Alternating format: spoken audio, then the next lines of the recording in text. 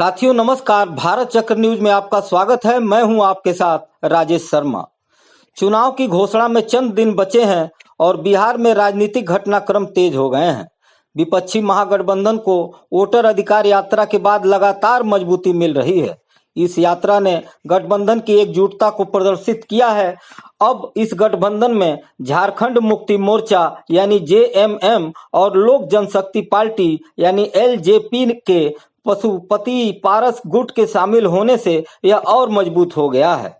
राहुल गांधी और तेजस्वी यादव ने एक रणनीति के तहत ही वोटर अधिकार यात्रा के दौरान विकासशील इंसान पार्टी यानी बीआईपी के मुकेश साहनी और सीपीआई यानी एमएल के दीपंकर भट्टाचार्य को करीब रखा। अब इस गठबंधन में झारखंड मुक्ति मोर्चा और लोक जनशक्ति पार्टी के पशुपति पारस गुट के शामिल होने से यह और सशक्त हो गया है, जो आगामी बिहार विधानसभा चुनाव के लिए रणनीतिक लाभ प्रदान कर सकता है। महागठबंधन जिसमें पहले से ही राष्ट्रीय Janata Dal, Congress, communist party of India, विकासशील इंसान पार्टी और सीपीआई शामिल हैं। अब 8 दलों का समूह बन चुका है।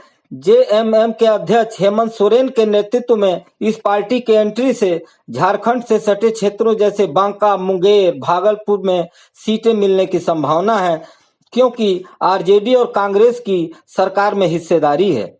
वहीं एलजेपी के शामिल होने से पशुपति पारस और उनके बेटे खगड़िया तथा हाजीपुर जैसे क्षेत्रों में पासवान वोटों का विभाजन हो सकता है, जो गठबंधन को दलित और पिछड़े वर्गों में मजबूती देगा। हालांकि इस विस्तार से महागठबंधन के लिए सीट बंटवारा थोड़ा बहुत मुश्किल हो गया है।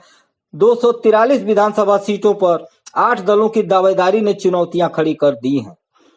वीआईपी प्रमुख मुकेश साहनी 50 सीटों और उप मुख्यमंत्री पद की मांग कर रहे हैं, लेकिन स्रोतों के अनुसार उन्हें 20-25 सीटें मिल सकती हैं। विपक्षी दलों का कहना है कि वीआईपी ने पिछली बार 11 में से केवल 4 सीटें जीती थीं।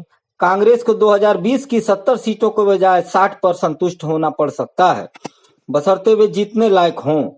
सीपीआई एमएल जिसका स्ट्राइक रेट मजबूत रहा, पिछली बार 19 में से 12 सीटें जीती, अधिक सीटें मांग सकती है। कांग्रेस के राज्य अध्यक्ष राजेश राम ने पटना में हुई बैठक के बाद कहा, सभी दलों को कुछ सीटें छोड़नी होंगी और अन्य पार्टियों के लिए एडजस्ट करना होगा।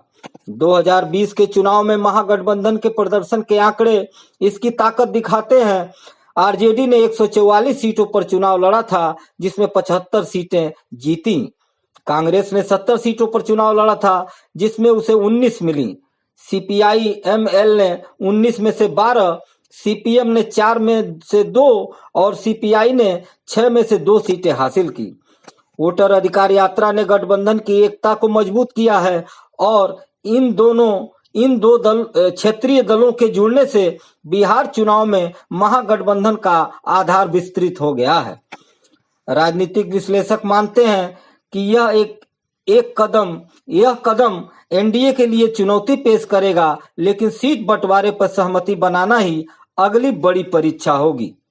आज की खबरों में बस इतना ही। कल फिर मिलते हैं देश दुनिया की बड़ी खबरों के साथ। आप देखते रहिए भारत चक्र न्यूज। नमस्कार, जय हिंद।